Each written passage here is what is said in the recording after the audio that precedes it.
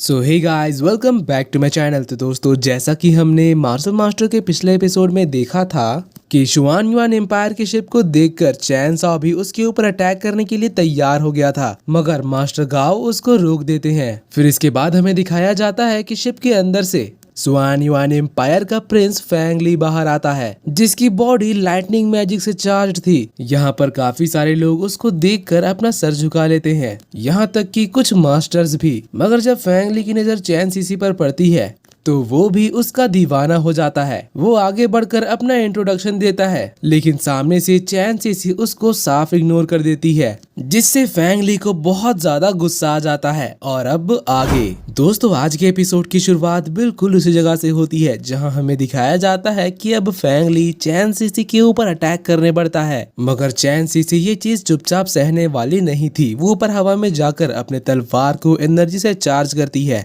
और फिर फेंग ली के ऊपर एनर्जी बॉल्स का अटैक करती है। मगर फेंग ली काफी ज्यादा पावरफुल था। वो उसके सभी एनर्जी बॉल्स को डॉज कर लेता है और एक एनर्जी बॉल को तो वो हाथ में पकड़ लेता है, जिसके बाद फिर वो चैन सीसी से कहता है कि लड़की, क्या तुम मुझे टेस्ट करना चाहती हो? वहीं चैन सीसी तो ये देखकर काफी ज्यादा घबरा जाती है। और इधर फेंग ली अब चैन सीसी से कहता है कि अपना ये घूंघट हटाओ और मुझे अपना चेहरा ठीक से देखने दो, तब जाकर तो मैं तुम्हें अच्छी तरह से अपना पाऊंगा। और दोस्तों, ये सब कहते हुए वो जाकर जबरदस्ती चैन सीसी की टोपी हटाने की कोशिश करने लगता है। चैन सीसी इससे बहुत ही ज्यादा अनकंफर्टेबल हो गई थी और ये चीज चैन साओ भी देख लेता है। वहीं फेंग ली अब उससे कहने लगता है कि बताओ लड़की, क्या तुम मेरी वाइफ बनना चाहोगी? और ये कहते हुए बार बार उसकी टोपी हटाने के लिए बढ़ रहा था, लेकिन इतनी कोशिश करने के बावजूद जब चैन सीसी उसके हाथों में नहीं आ रही थी, तब फेंग ली उसके ऊपर लाइटनिंग मैजिक से अटैक करता है, जिससे चैन सीसी एक जगह पर अटक जाती है और फेंग ली अब उसके पास जाने लगता है। चैन साओ ये चीज देखकर उसकी मदद करने के लिए जाने ही वाला था कि तभी उसके सामने फैंटम डीमन सेक्ट की मास्टर आ जाती है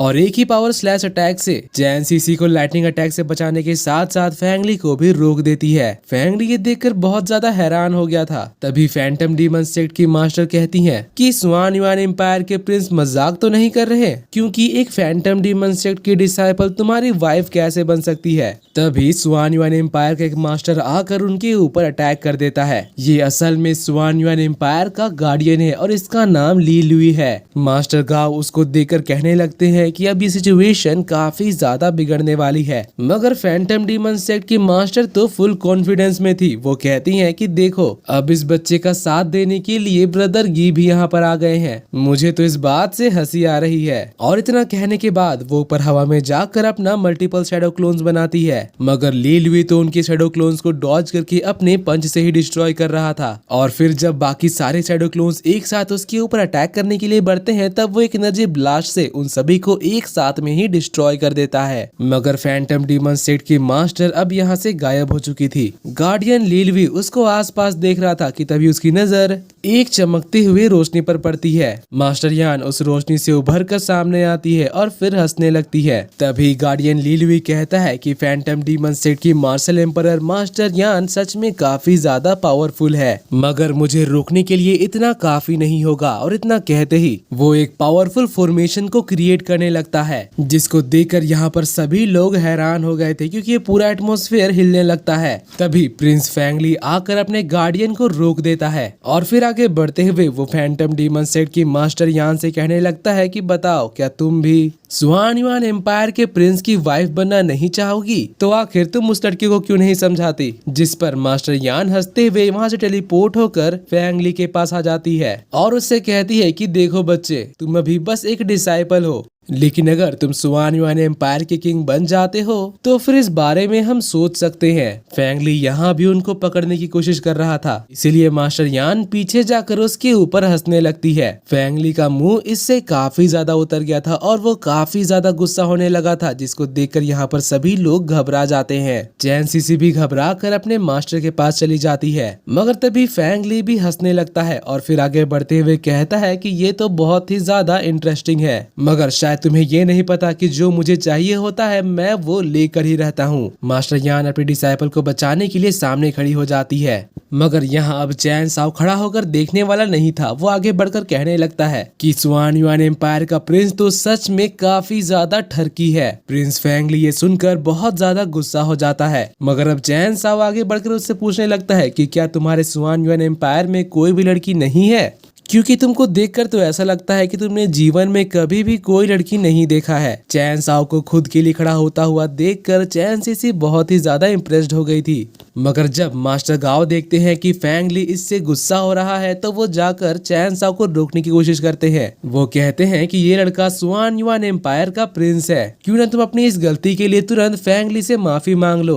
मगर चैन साओ उनकी बात नहीं सुनता, इसलिए अब मास्टर गाओ खुद ही आगे बढ़कर फेंगली से माफी मांगने लगते हैं। वो कहते हैं कि मेरा ये डिसाइपल पहली बार मार्शल रेल्म में आया है, इसलिए इसको इस जगह के बारे में कुछ खास नॉलेज नहीं है, प्लीज आप इसको माफ कर दीजिए। अब फेंगली इस बारे में सोच ही रहा था कि तभी चैन साओ कहता है कि बताओ मैंने कुछ गलत कहा क्या। यहाँ पर सभी लोग ये चीज शुरुआत से ही देख रहे हैं कि ये लड़का शुरू से ही ठरकी बन रहा है और सिर्फ लड़कियों को ही घूर रहा है। जब लड़की इससे बात करना नहीं चाहती है तब भी ये बेशरम की तरह उसके पीछे लगा हुआ है। एक प्रिंस होने के बावजूद भी इसमें ना तो कोई सेल्फ रिस्पेक्ट है और ना ही कोई संस्कार। चैन साओ फिर आगे बढ़कर उससे कहता है कि आखिर तुम इतने ज्यादा नालायक कैसे हो सकते हो। प्रिंस फेंगली ये सुनकर बहुत ज्यादा गुस्सा हो जाता है, मगर चैन साओ ये देखने के बावजूद भी रुक नहीं रहा था। वो आगे बढ़कर अब कहने लगता है कि कहीं ऐसा तो नहीं कि ये कोई फेक प्रिंस है, या फिर कहीं ऐसा तो नहीं कि इसकी पूरी टोली ही कोई नौटंकी वाला है। गार्डियन ली लुई ये सब चीज सुनकर कहने लगते हैं कि बस बहुत हुआ, तुमने अब हद पार कर दी है। और इतना कहने के बाद वो तुरंत चैन साओ के ऊपर हमला करने के लिए बढ़ता है। मगर तभी चैन साओ से कहता है कि ओए बुड्ढे जरा रुक जाओ,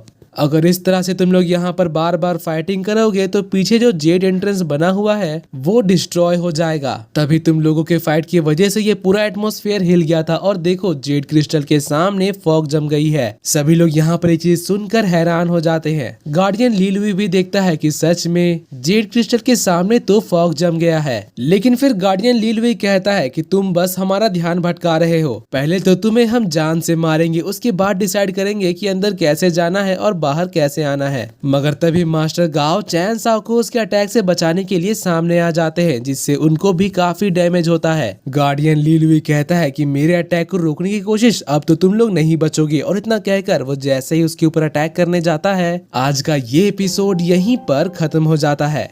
और दोस्तों अगर आपको मेरी एक्सप्लेनेशन और ये एपिसोड पसंद आई तो प्लीज वीडियो को लाइक कर देना, और जाने से पहले चैनल को सब्सक्राइब करके बेल नोटिफिकेशन भी ऑन कर लेना, ताकि जैसे ही इसका नेक्स्ट एपिसोड आए तो आपको सबसे पहले पता चल जाए। तो मिलते हैं आपसे अगली वीडियो में, तब तक के लिए bye bye, be happy, be safe and thanks for watching.